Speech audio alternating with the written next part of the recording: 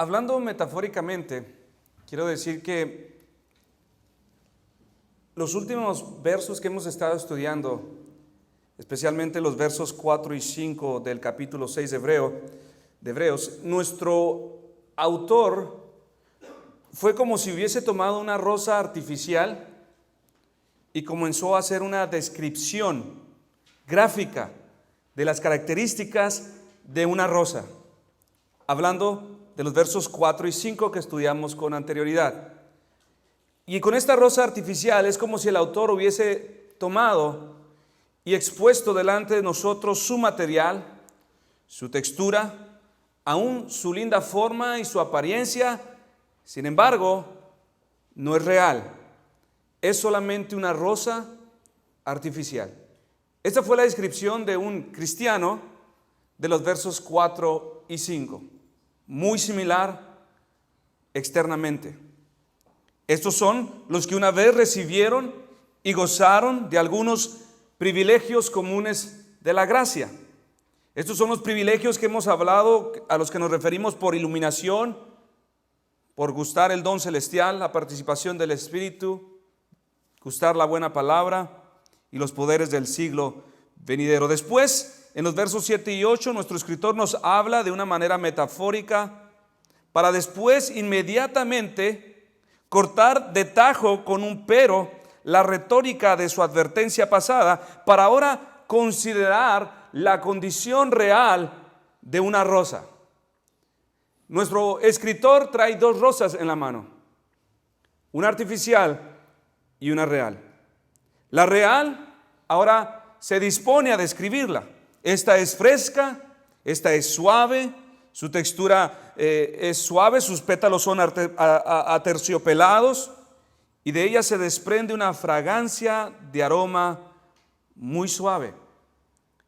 Así es como en los versos 9 y 10 nuestro escritor puntualiza la condición entre un verdadero creyente y un creyente artificial delante de Dios, diciendo: pero en cuanto a vosotros, oh amados, estamos persuadidos de cosas mejores y que pertenecen a la salvación, aunque hablamos así. Esto lo hace nuestro escritor para aclarar lo que anteriormente ha dicho. Él en su mente quiere enseñarles que de ninguna manera todas estas duras advertencias y todas estas descripciones externas que se tomó en los versos pasados, de ninguna manera él cree que está hablando de sus hermanos. No cree que ellos sean aquellos a quienes en el verso 7 y 8 describe como con un fin terrible. Él cree que sus hermanos, ellos gozan de un estado mucho más elevado y que a ellos les está reservada una salvación tan grande, una salvación tan gloriosa, y de esto nuestro autor no quiere que sus oyentes tengan la menor duda. Entonces nuestro autor, hemos venido diciendo, está lidiando con dos grupos dentro de la congregación. Unos que podríamos decir son estos artificiales y otros que son reales. Recuerdo una vez, uno de los directores pasados que tuvimos en la preparatoria en la que trabajo, había un grupo muy indisciplinado, muchos reprobados, problemas de actitud en su mayoría. Convocó una reunión para los padres de estos jóvenes. Los esperó en la sala audiovisual del plantel. Estos iban pésimos académicamente. Su conducta de la peor, llena de reportes. Así que el director preparó expedientes, listas, calificaciones, reportes, todo lo que estaba listo. El director estaba dispuesto a tomar evidencia tras evidencia para regañar a estos padres irresponsables juntos con sus hijos. Él venía listo con la espada para regañar a cada padre de familia que ahí se habría de reunir. Pero vaya sorpresa la que se llevó.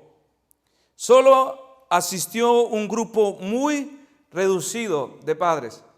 Solo llegaron los padres de los pocos muchachos que iban muy bien académicamente. Solo llegaron los padres de los hijos, los padres de los hijos que sus hijos iban perfectamente en conducta. No había ningún reporte. Todas sus asistencias y todas sus tareas entregadas en tiempo y forma. Ni uno solo de los padres que iban mal se presentó. Así que el director tomó una decisión inmediata. Guardó todos los expedientes, guardó todos los reportes, guardó todas las actas, guardó aún la espada que ella había desenvainado y convirtió esa reunión en una ceremonia de felicitaciones, de reconocimiento a los padres que se preocupan por sus hijos, diciéndoles: aquí pueden ver los resultados de su esfuerzo. Inmediatamente después, la reunión no se tornó ni siguió el propósito del cual él se había plantado. Algo muy similar, mis hermanos, está sucediendo ahora en estos versos que estamos abordando. Ahora nuestro escritor hace un cambio radical en los versos 9 y 10 al dirigirse ahora a los cristianos. Muchos cristianos a lo largo de la historia han experimentado tiempos de mucha incertidumbre. Han lidiado muchas de las veces con el temor y la duda con respecto a su salvación y se hacen preguntas: ¿seré salvo? ¿Esta conducta, este comportamiento es digno de un cristiano? Y así es como muchos de nosotros lidiamos con incertidumbres, con temores en algunas de las veces. Cada vez que estos cristianos leen o escuchan un mensaje de juicio, son los primeros en responder: ¿estás hablando de mí, Señor? Son los primeros en responder con miedos e inseguridades. Tal como una flor real expuesta al sol reacciona, pero una flor artificial no responde. Sin embargo, así son los cristianos. No sé si recuerda aquel evento cuando el profeta Malaquías entregó al pueblo fuertes advertencias de juicio. Fueron especialmente los creyentes quienes se preocuparon de lo que habló Malaquías. Pero fue el Señor quien tranquilizó a estos inquietos hermanos, ansiosos, diciéndoles en Malaquías 3:16 al 17: entonces los que temían a Jehová hablaron cada uno a su compañero, y Jehová escuchó y oyó, y fue escrito libro de memoria delante de él, para que los que temen a Jehová y para los que piensan en su nombre serán para mí especial tesoro, ha dicho Jehová de los ejércitos, en el día que yo actúe. Y los perdonaré como el hombre que perdona a sus hijos que le sirve. Entonces os volveréis y discerniréis la diferencia entre el justo y el malo, entre el que sirve a Dios y al que no le sirve. Después, en el siguiente capítulo de este mismo libro, Dios vuelve a hablar en contra de los malvados y se asegura de que su pueblo no se asuste, diciendo: porque aquí viene el día ardiente como un horno, y todos los soberbios y todos los que hacen maldad serán estopa. Aquel día que vendrá los abrazará, ha dicho Jehová de los ejércitos, y no les dejará ni raíz ni rama. Mas a vosotros, los que teméis mi nombre, nacerá el sol de justicia, y en sus alas traerá salvación, y saldréis y saltaréis como becerros de la manada. Entonces, lo que tenemos aquí es a un padre que está consciente de la naturaleza sensible del cristiano para atemorizarse ante las advertencias de juicio. Y el Señor lo sabe, y es por eso que es pronto, porque no es su deseo que nuestros corazones queden atemorizados o que se siembren ciertas dudas o incertidumbres en nuestro corazón. Ahora, si esto sucede en nosotros, mis hermanos, es una señal, una especie de descuido. Esto sucede por causa de que no han aprendido a descansar en la obra culminada de Cristo y en su nuevo estado posicional delante de Dios. Si dudas, incertidumbre, ansiedad se despierta cuando un juicio está siendo predicado, hemos descuidado lo más importante de nuestra fe. Por lo tanto, nuestro escritor ahora en adelante se encarga de extender la seguridad de los creyentes, agregando ahora en el siguiente verso, el verso 10, porque Dios da una razón de mayor peso para afianzar a los que escuchan, porque Dios no es injusto para olvidar vuestra obra y el trabajo de amor que habéis mostrado hacia su nombre, habiendo servido a los santos y sirviéndoles aún. Nuestro escritor comienza diciendo: Porque Dios no es injusto. Porque Dios no es injusto. Con estas palabras, mis hermanos, nuestro escritor se propone recordarles la razón a ustedes por las cuales todos ustedes, mis hermanos, los que verdaderamente han confiado su alma al Señor, no deben temer con respecto a su fin después de esta vida.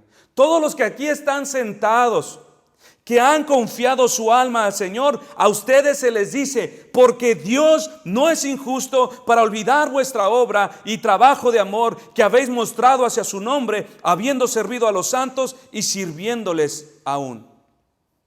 Si se les preguntara en este momento a ustedes, a cada uno de ustedes, ¿cuál es la razón por la cual tú no tienes la menor duda con respecto a tu estado glorioso, feliz y eterno? Usted podría responder, porque Dios es justo. Esto guarda una verdad profunda, mis hermanos, porque Dios es justo. Es sorprendente lo que está diciendo nuestro escritor. Con el propósito de confirmarnos, con el propósito de traer seguridad a los creyentes de nuestra salvación, no comienza diciendo, porque Dios es un Dios de misericordia. No comienza diciendo, porque Dios es un Dios de gracia, porque Dios es un Dios que perdona la iniquidad. Dice, porque Dios es justo. Wow. Hay mucho más que lo que se ve solamente. O sea, Dios es justo, y es sorprendente, mis hermanos, porque este atributo de justicia consiste en dar a cada uno lo que merece. ¿Cómo respondemos a esta palabra, mis hermanos? A esta definición: recibirás la medida exacta de lo que mereces, porque Dios es justo. ¿Cómo podría ser este atributo de justicia una buena noticia al pecador? La justicia de Dios de ninguna manera puede ser una buena noticia al pecador. Mucho menos podría ser una fuente de consuelo, una garantía, un fundamento sólido de seguridad eterna. La justicia de Dios es una terrible noticia para nosotros, los pecadores, para todo el que ha pecado. ¿Por qué? Porque esta justicia de ninguna manera puede tener por inocente al culpable. Pero nuestro escritor nos dice, pero Dios no es injusto para traer consuelo. Estamos hablando de otra especie de pecadores, no especie de pecado, pero otra condición de pecadores.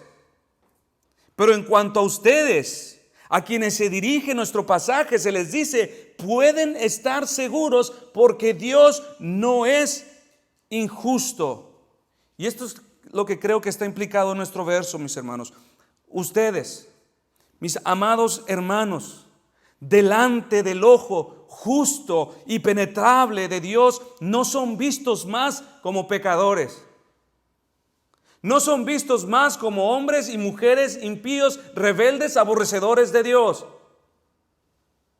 Porque entonces, si así nos viesen los ojos de Dios hoy, tendríamos un terrible problema delante de su justicia. Lo que nos está diciendo nuestro escritor, mis hermanos, es que la justicia de Dios sobre todos ustedes, los que han creído, no traen más condenación. No hay más delito que perseguir. No hay retribución a nuestros pecados. Ya no hay, sino solamente una recompensa de salvación. La justicia habrá de dar lo que merecen aquellos que han confiado en Cristo, y esto es vida eterna. Salvación. Y es interesante, mis hermanos, que nuestro escritor utilice esta palabra para afianzar a sus hermanos. Como podemos ver, toda esta ansiedad en nuestras almas se desata al contemplar los horrendos efectos de la justicia sobre el pecador. Y al vernos a nosotros mismos como pecadores, es de esperar que pensemos lo peor en contra de nosotros. Pero nuestro escritor está tratando de ayudarnos a entender que ni aún con su justicia terrible, que profundiza y penetra hasta lo más profundo de nuestros corazones, ahora tenemos problema. Si no lo tienes con la gracia, si no lo tienes con la justicia de Dios, menos lo tendrás con la gracia, menos con su misericordia. Estamos más que seguros. Está dándonos un fortísimo fundamento para que nuestra esperanza no se desborone. Está tomando el atributo más inflexible de Dios y nos lo presenta como la razón principal por la cual todo aquel que confía en el Señor no será defraudado. Nos está ayudando a entender que estamos seguros porque Dios es justo. Así que, mis hermanos, esta es una verdad gloriosa. Nuestra seguridad de salvación no solo descansa sobre el fundamento de su gracia, sobre la misericordia, sino también descansa sobre su justicia. ¿Quién de nosotros se goza al escuchar que de la justicia de Dios recibiremos lo que merecemos? No es algo que nos hace responder amén. Oh, mis hermanos y hermanas, cada uno de ustedes recibirá de acuerdo a la justicia de Dios. Y aún los que estamos en Cristo titubeamos ante estas palabras. Pero repito, esto sucede por causa de que los creyentes no han aprendido a descansar en la obra culminada de Cristo y en su nuevo estado posicional delante de Dios, que nos presenta totalmente justificados delante de Dios. Entonces, Dios ya no ve más a un pecador, ve a uno como a su hijo. Entender esto, mis hermanos, llevó al salmista a decir confiadamente en el Salmo 35:24: júzgame conforme a tu justicia, Jehová Dios mío. Qué fuerte lo que está diciendo el salmista. Júzgame, Señor, de acuerdo a tu justicia. ¿Quién podría orar así, mis hermanos?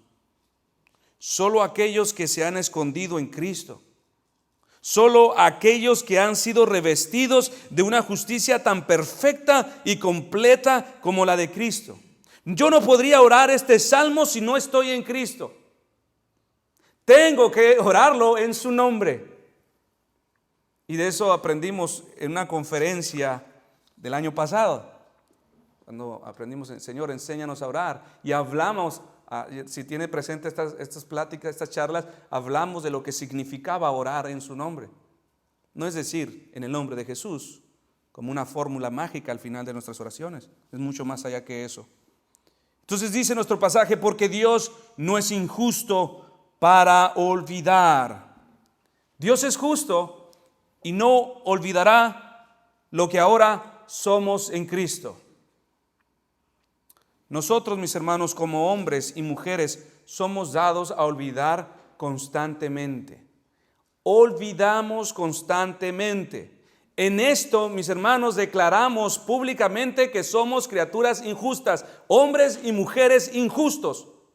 Olvidamos injusto. Si Dios olvida un momento, un instante, algo caería de su justicia a hacer otro más en las filas de los hombres y mujeres injustas. Olvidamos el bien que recibimos nosotros como hombres, olvidamos nuestros votos, olvidamos nuestras responsabilidades, olvidamos lo que hemos prometido. ¿Por qué? Porque somos injustos. Pero dice nuestro pasaje: pero Dios no es injusto para olvidar. Y lo más importante, mis hermanos, olvidamos nuestro nuevo estado delante de Dios. Por eso tememos a los juicios y a las advertencias de la palabra. Pero Dios no es injusto para olvidar. Más bien, es justo para tener siempre memoria de los suyos. Es justo para recordar siempre el bien que ha prometido hacerle a los suyos. Es justo para recordar todo el bien que ha prometido hacernos en Cristo. El Señor, que no olvida, mis hermanos, siempre hará bien.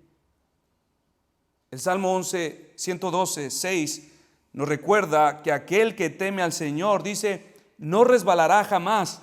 En memoria eterna estará el justo.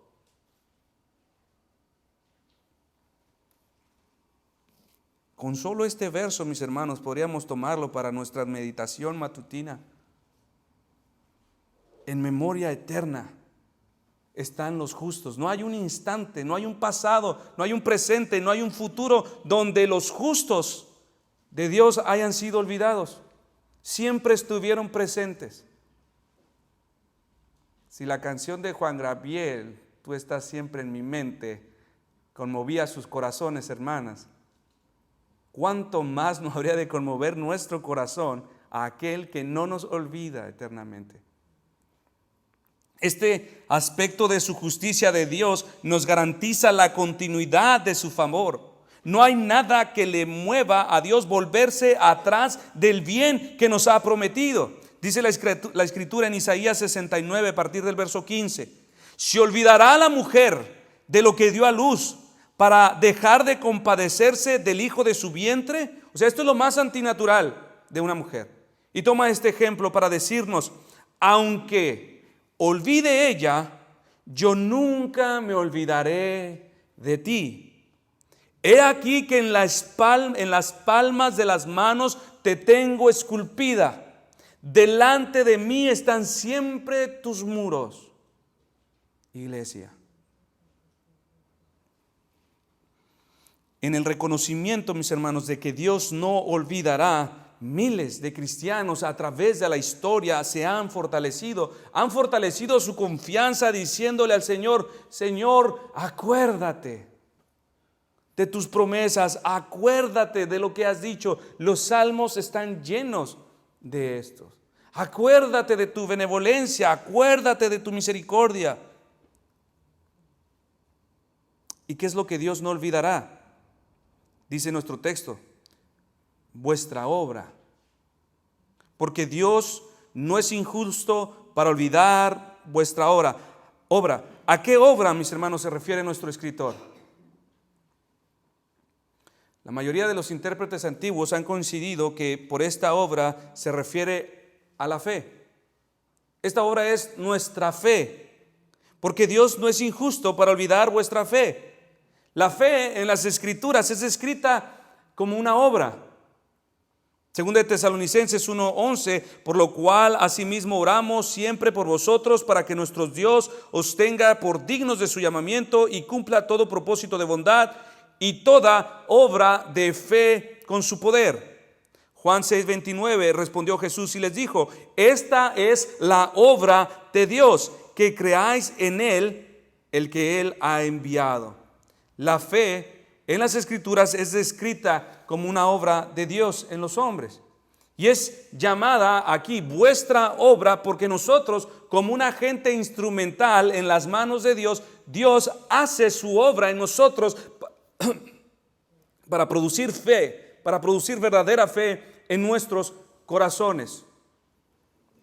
La obra de nuestra fe es la que nuestro texto nos dice no será olvidada.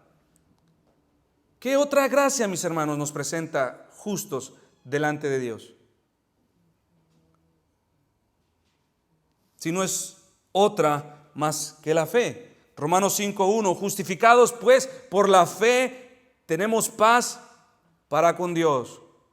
¿Qué otra obra estaría hablando? Aquella que Dios nos puede decir no tenemos problemas con su justicia. Por obra, nuestro texto no se refiere a las buenas obras, mis hermanos. Hemos enseñado bastante que las obras no salvan ni mantienen salvo a nadie. Las obras no han hecho a un cristiano. Las buenas obras solamente son la evidencia de la obra de la fe en los corazones. Son el fruto donde hay verdadera fe, verdadera salvación. Tal y como lo dijo Santiago, la fe sin obras está muerta. No es viva, no es real. La evidencia de una fe verdadera se demuestra por medio de nuestras obras. Así que Dios no es injusto para olvidar la obra de nuestra fe. Él no la olvidará porque ve claramente el fruto de nuestra justificación. Pablo dijo a los de Tesalónica que tenían la seguridad de que Dios les había escogido para salvación, porque su elección se hacía claramente visibles por los frutos de su fe. Él dijo, porque conocemos, hermanos amados de Dios, vuestra elección.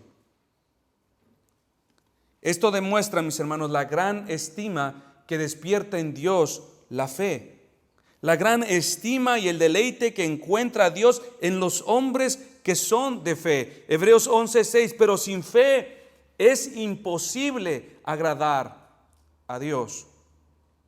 La fe, mis hermanos, está por encima de la abundancia, está por encima del honor, de la belleza, de la riqueza, de cualquier dignidad, salario, posesiones, excelencia, lo que usted quiera. La fe está por encima. Dios no es impresionado por las riquezas. Dios no es impresionado por las joyas. Dios no es impresionado por el auto, por la casa, por los zapatos. Dios no le impresionan estas cosas. ¿Cómo podrían ser estas cosas las que nos dice nuestro texto que son las que no serán olvidadas? ¿Cómo podría ser que nuestro pasaje se refiera a aquellas cosas materiales a las que Dios tiene en eterna remembranza? No es de lo que habla. No está hablando de una obra terrenal. No está hablando de las posesiones. Job 10:4 dice, ¿tienes tú acaso ojos de carne? Le dice al Señor, ¿ves tú como ve el hombre? Por supuesto que no. Esta gracia aquí expuesta, mis hermanos, es la obra espiritual de parte de Dios, que hace al hombre muy precioso delante de los ojos de Dios para ser recordado eternamente. En memoria eterna será el justo, de acuerdo al Salmo 112. Todos, mis hermanos, todos ustedes, los que han confiado en Cristo, los que han depositado su fe en el Señor, son preciosos delante de sus ojos. Son preciosos delante del Señor. No hay un segundo en que ustedes sean olvidados. Sus rostros le verán, sus rostros son recordados eternamente. Repito, si Dios por un instante se olvidara de uno de ustedes, los que han sido justificados por la obra de la fe, Dios sería uno más como nosotros. Dios caería de su justicia a ser un pecador más como una criatura. Mis hermanos, esto es maravilloso. Que el fundamento el cual está desempolvando nuestro escritor es que Dios es justo. Y es que esta justicia la hemos alcanzado por la obra hecha en nuestros corazones, poniendo fe para que descansemos en Cristo. Y vamos adelante, y dice nuestro texto que la siguiente cosa que Dios no olvida es el amor. El amor no es olvidado, mis hermanos, porque es un fruto que brota de la fe en Dios. Donde hay amor genuino y verdadero, hay fe. Gálatas 5:6, porque en Cristo Jesús ni la circuncisión vale algo, ni la circuncisión, sino la fe que obra por el amor. El amor no es olvidado porque el amor es la gracia que acelera nuestros pasos hacia la imagen de Dios. Primera de Juan 4:16, y nosotros hemos conocido y creído el amor que Dios tiene para con nosotros. Dios es amor, y el que permanece en amor permanece en Dios y Dios en él. Mateo 5:44, pero yo os digo, amad a vuestros enemigos, bendecid a los que os maldicen, haced bien a los que os aborrecen y orad por los que os ultrajan y os persiguen, para que seáis hijos de vuestro Padre que está en los cielos. Otra razón por la cual el amor no es olvidado es porque esta sola gracia comprende todas las gracias en ella. Romanos 13:9, porque no adulterarás, no matarás, no hurtarás, no dirás falso testimonio, no codiciarás, y cualquier otro mandamiento en esta esencia se resume: amarás a tu prójimo como a ti mismo. El amor es agradable delante de Dios porque como un aderezo sazona todas las cosas que vienen a nosotros. 1 Corintios 16:14 todas vuestras cosas sean hechas con amor. Primera de Corintios 13:2. Y si tuviese profecía y entendiese todos los misterios y toda ciencia, y si tuviese toda la fe de tal manera que trasladase los montes, y no tengo amor, nada soy. Pero especialmente, mis hermanos, este amor no es olvidado cuando es mostrado hacia su nombre. Esto nos dice nuestro pasaje, porque Dios no es injusto para olvidar vuestra obra y el trabajo de amor que habéis mostrado hacia su nombre. Cuando el Señor Jesús caminó sobre esta tierra, hubo ángeles que anunciaron su nacimiento. Hubo ángeles que le sirvieron por amor de su nombre y le guardaron de peligro. Le suplieron sus necesidades. Le protegieron de sus enemigos. Le consolaron en sus agonías. Abrieron su tumba el día de la resurrección. ¿Cree que estos ángeles, quienes están completos, quienes podríamos decir no necesitan nada, no recibieron su recompensa? Seguramente cada uno de ellos que sirvió al Señor mientras vivió en esta tierra recibió su recompensa en el cielo. Aún los mismos ángeles. El Padre se deleitó ver el amor en que estos ángeles, aún en su forma más frágil y débil de Dios encarnado, estos estuvieron dispuestos aún a servirle. Satanás vio todo lo contrario, una oportunidad para levantarse contra él y destruirle. Sin embargo, estos ángeles buenos le sirvieron y fueron recompensados. Igualmente, mientras el Señor vivió en esta tierra, caminó sobre esta tierra, dice la Escritura que hubo mujeres que le sirvieron igualmente al Señor. Hubo una mujer, hermana de Marta, María, que prefirió sentarse a los pies de Cristo para escuchar su palabra. Esto nos dice Lucas 10. Nos dice Lucas 8:3 que Juana, Susana y otras muchas le servían al Señor con sus bienes. Seguramente traían lonches, seguramente confeccionaban telas, seguramente traían unas moneditas, pero constantemente recordaban al Señor y suplían para sus necesidades. ¿Cree que estas mujeres quedaron sin su recompensa? Por supuesto que no.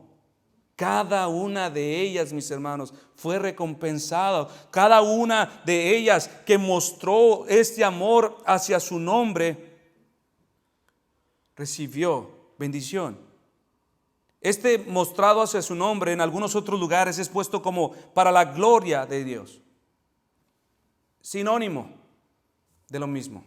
La gloria de Dios es el más alto y más grande propósito de vida para todos nosotros. Ese es el fin principal para el cual todos existimos, y es el fin principal en el cual debemos nosotros permanecer sometidos y enfocados. Cualquier cosa, mis hermanos, que no sea con este deseo o intención, no puede ser más que un acto odioso y detestable delante de Dios, por justo, por provechoso, por bueno que sea y beneficioso. Si no es como una respuesta por amor a su nombre, para su gloria, es estiércol en una bandeja de plata. Son pecados gloriosos, son pecados adornados con brillantina.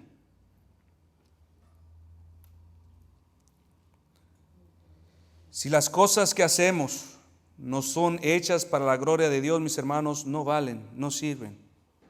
Por lo tanto, mis hermanos, entender y hacer las cosas con la motivación correcta nos traerá primero un gran consuelo, nos traerá descanso y un sentido de propósito cuando vivimos. Es solamente en eso, mis hermanos, en su nombre, hacer las cosas para la gloria de Dios, que nuestras vidas encuentran propósito. Todo lo demás es una búsqueda incansable e inagotable.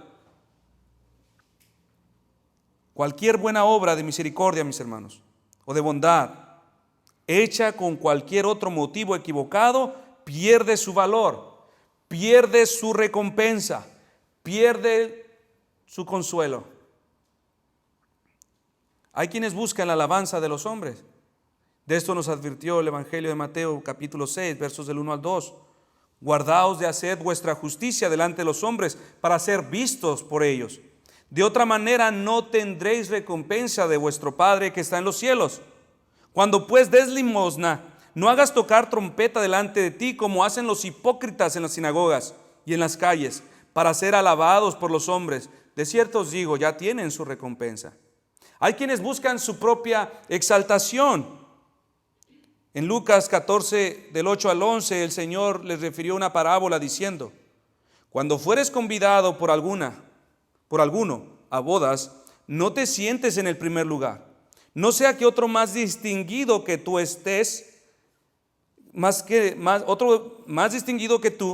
esté convidado por el anfitrión.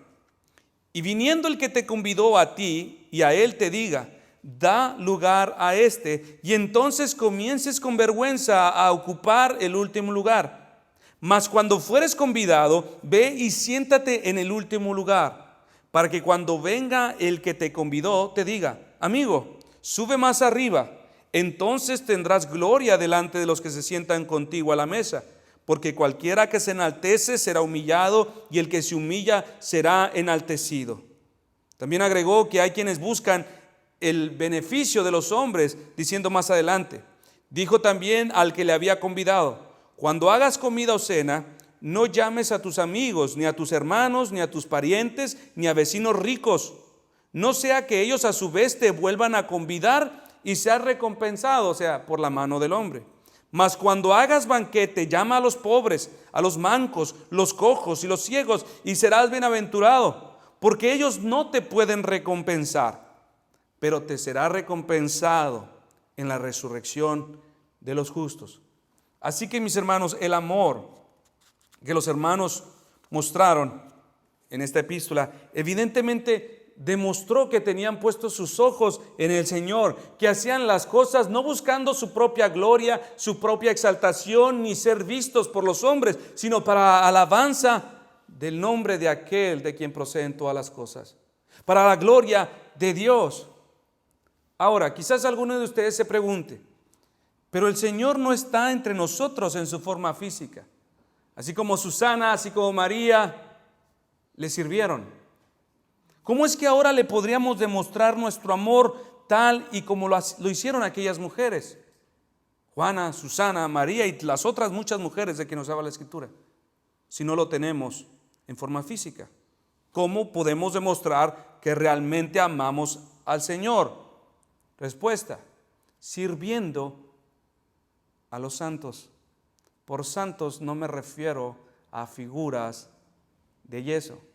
Los santos se refiere a cada miembro de la iglesia, cada cristiano, cristiana que ha depositado su confianza en el Señor, porque Dios no es injusto para olvidar vuestra obra y el trabajo de amor que habéis mostrado hacia su nombre, habiendo servido a los santos.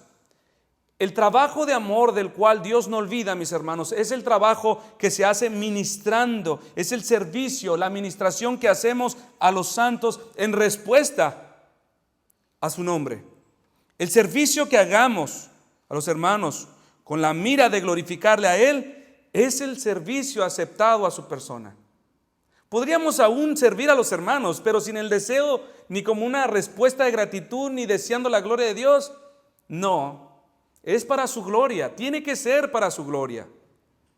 Este tipo de amor es el cual nos dice nuestro pasaje, no es olvidado. Y mis hermanos, se hace claramente visible. El amor de los hermanos por Dios se hace claramente visible cuando usted sirve a la iglesia. Y eso es algo que usted se debe preguntar. Porque esta es una evidencia que saca nuestro escritor para decir: ustedes no tienen problema, porque tienen esta evidencia. Ustedes sirven a la iglesia. Ustedes han demostrado su amor por Dios al servir a sus hermanos, al ocuparse en sus hermanos, al no buscar la primera mesa, la primera silla o a ser los primeros en servirse y comer.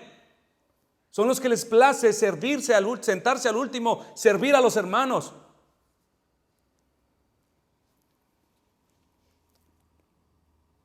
Este es el tipo de amor el cual no es olvidado, mis hermanos. así se traduce, así se hace visible. Este amor no se olvida, no lo olvida el Señor. Permanece perpetuamente delante de sus ojos, porque no solamente termina en servir a los hombres, sino que es hacia su nombre.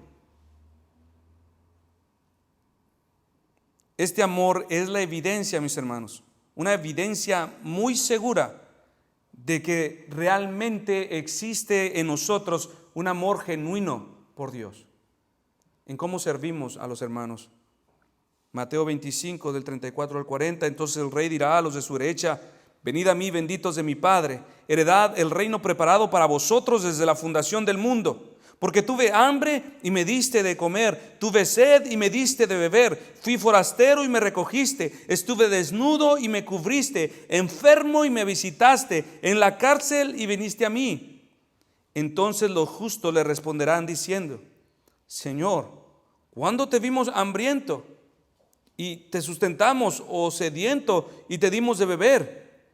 ¿Y cuándo te vimos forastero y te recogimos, o desnudo y te cubrimos?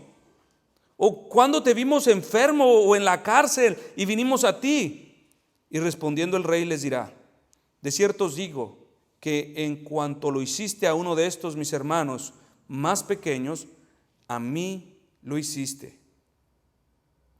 Este es el tipo de amor aquí, mis hermanos.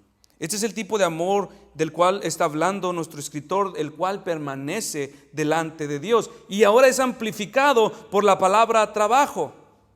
Esta palabra traducida, mis hermanos, como trabajo en su original, significa asumir dolores. Asumir dolores. Todo trabajo, usted sabe, mis hermanos, que demanda cierto esfuerzo. El carpintero, el agricultor, el pescador, les demanda a ellos cierto grado de esfuerzo, de dolor, de diligencia, de responsabilidad. Así que lo que nos está diciendo nuestro escritor es que el amor es industrioso, es trabajador, se mueve, no permanece pasivo, no es estático, no espera, sino que se entrega al hombre, a pesar de que le cause muchas incomodidades, a pesar de que le cause muchos dolores, aun cuando signifique sacrificio.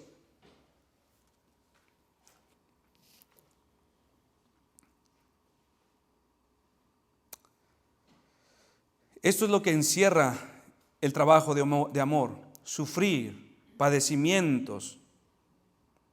Y esta clase de amor, mis hermanos, dice nuestra escritura que no es olvidado por Dios, porque esta clase de amor nos llevará a lidiar con el dolor del pecado en algún ser amado.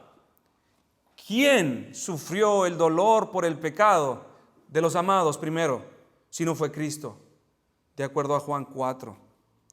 El amor nos hará, un amor trabajado, un amor sufrido, nos hará permanecer muchas noches en vela, orando por un ser amado, tal y como veló Cristo, de acuerdo a Lucas 6. El amor nos hará soportar aún el abuso de quien amamos, tal y como lo soportó Cristo en Lucas 22. Si el dolor, mis hermanos, si las dificultades, si las preocupaciones nos privan de hacer bien, entonces lo que usted siente no es amor. No es amor. En la actualidad, mis hermanos, oímos multitud de cosas sobre cómo amar y ministrar al cuerpo de la iglesia.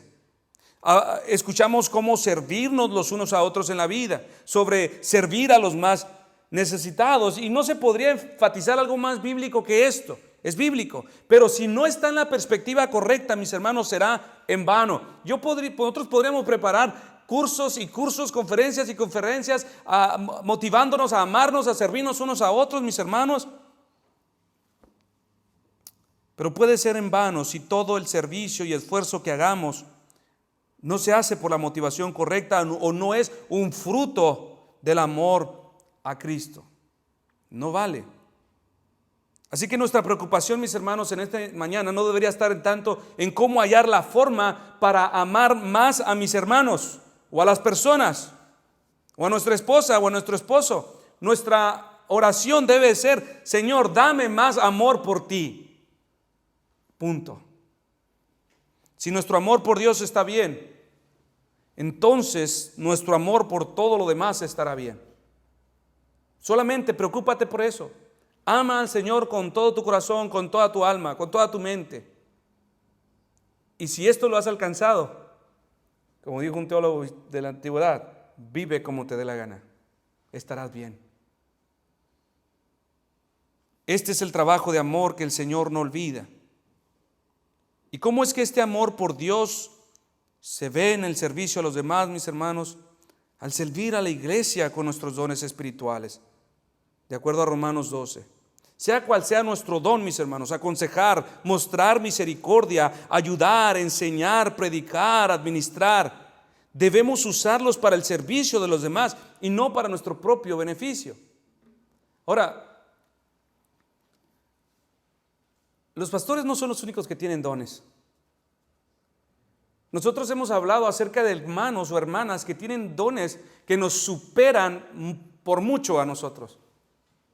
El don de misericordia, por ejemplo, no diré el nombre de la persona, pero es una forma tan fácil, tan natural de sentir empatía por las personas, de cuidar a los enfermos, de viajar y de moverse y protegerles y proveer cuando la persona no tiene. Ese es un don.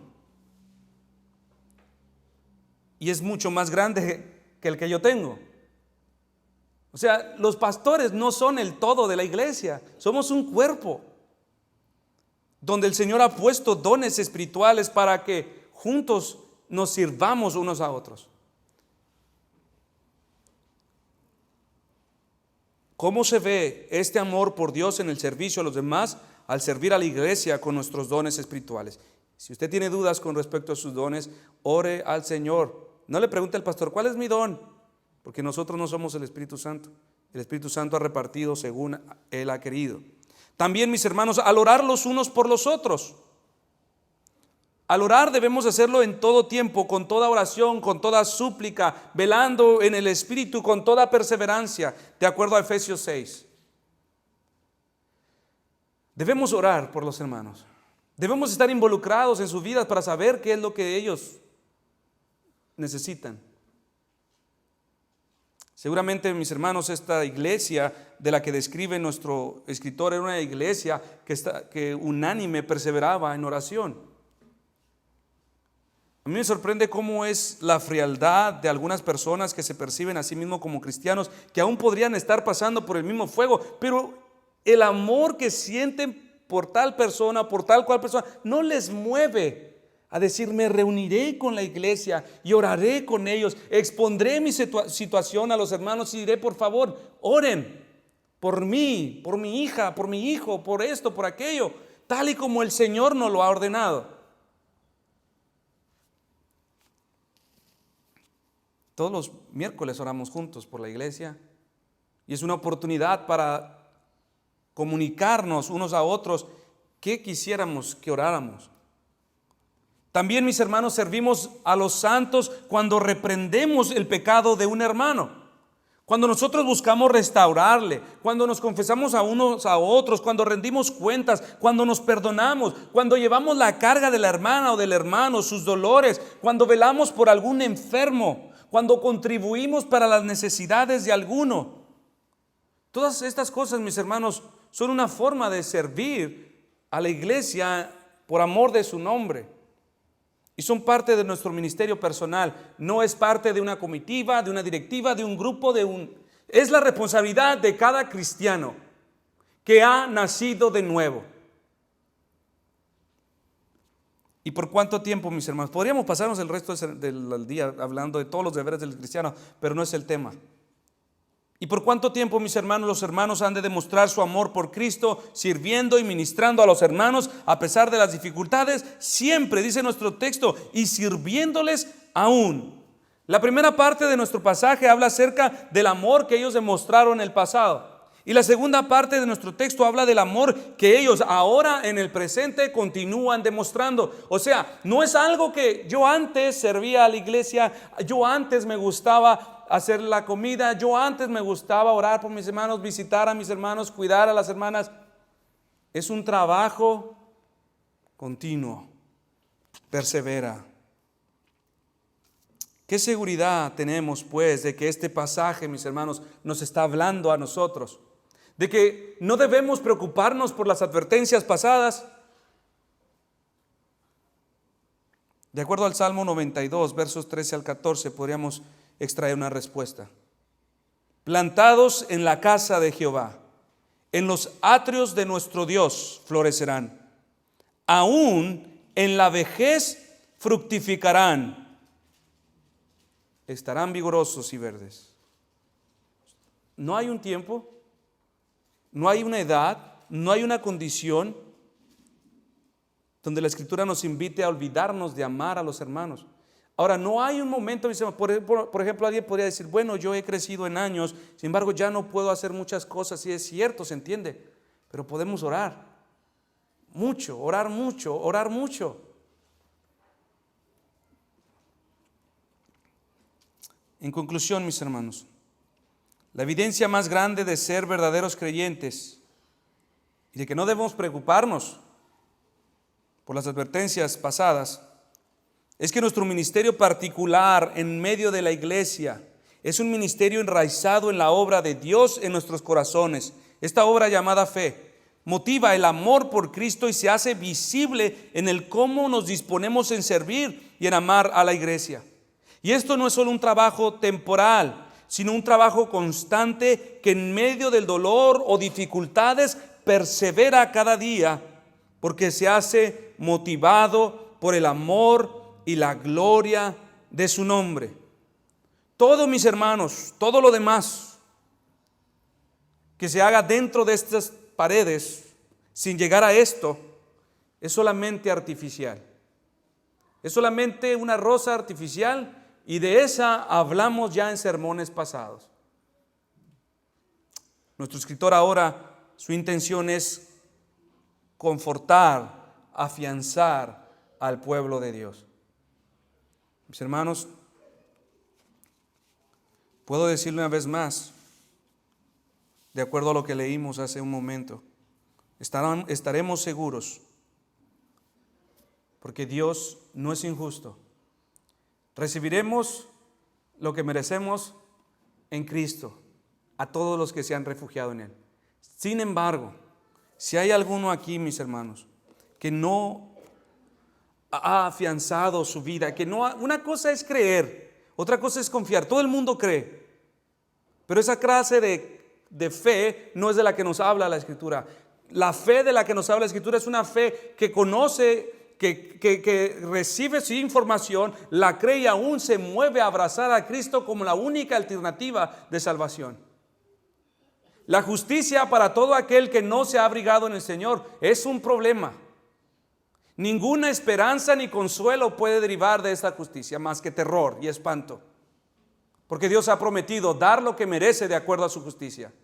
Pero todo aquel que se refugia en Cristo, todo aquel que entiende que esas llagas sangrantes, esa cruz que estaba allí expuesto a la vergüenza pública, y dice, yo sé que el Señor perdonó mis pecados por medio de sacrificar a su Hijo, y creo que resucitó de entre los muertos para hacer una expresión pública de que Él consumó toda su ira, pagó cada uno de mis pecados. Mis hermanos, si tú verdaderamente en tu corazón crees que el Señor Jesús ha sido enviado para salvarte a ti, puedes estar tranquilo.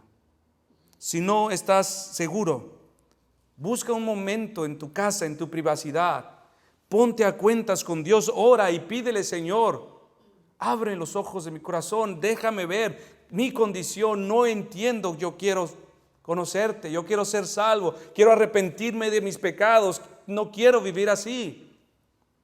Todos nosotros tenemos una oportunidad y esta oportunidad rápidamente está avanzando. La Biblia dice, aquí este es el día de salvación. El día de mañana, mis hermanos, puede ser demasiado tarde. Póngase a cuentas con el Señor. Si no tiene esta seguridad, hable con él o hable con cualquiera de nosotros y dígale, pregúntele, hermanos, ¿cómo puedo tener esta seguridad? Estaremos contentos en orientarle.